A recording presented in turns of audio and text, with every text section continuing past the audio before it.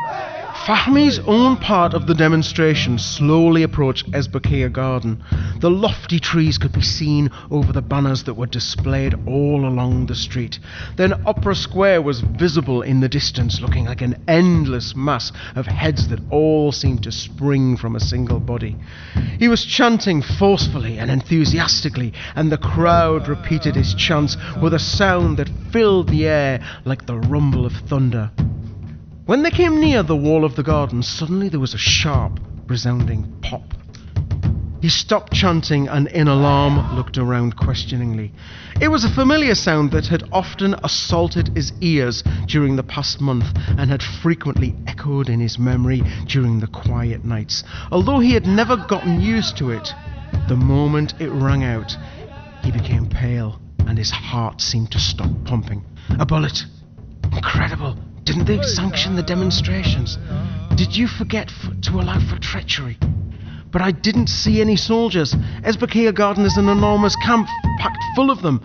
Perhaps the explosion was an automobile tyre blowing out. Perhaps.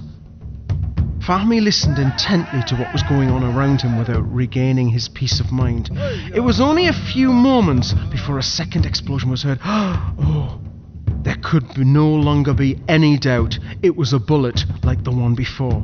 Where do you suppose it hit? Isn't it a day of peace? He felt the uneasiness moving through the ranks of the demonstrators coming from the front like the heavy wave that a steamboat ploughing down the centre of a river sends to the shore. Then thousands of people started to retreat and spread out, creating a consternation as they collided with each other. Terrifying shouts of anger and fear rose from the masses. The orderly columns were quickly scattered and the carefully arranged structure of the parade collapsed. Then there was a sharp burst of shots in close succession. People screamed in anger and moaned in pain. The sea of people surged and swelled, and the waves thrust through every opening, sparing nothing in its way and leaving nothing behind it. I'll flee. There's no alternative. If the bullets don't kill you, the arms and feet will. He meant to run or retreat or turn, but he did not do anything. Why are you standing here when everyone has scattered?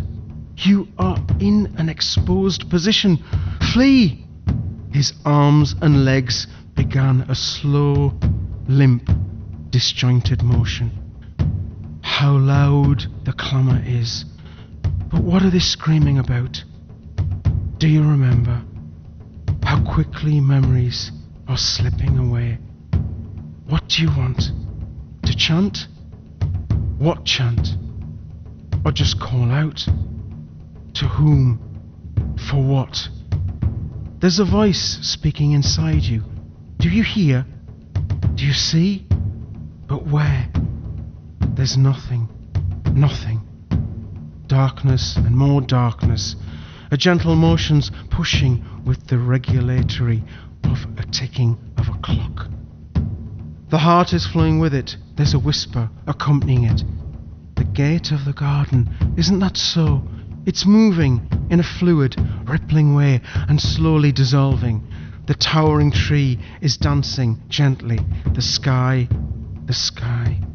high, expansive.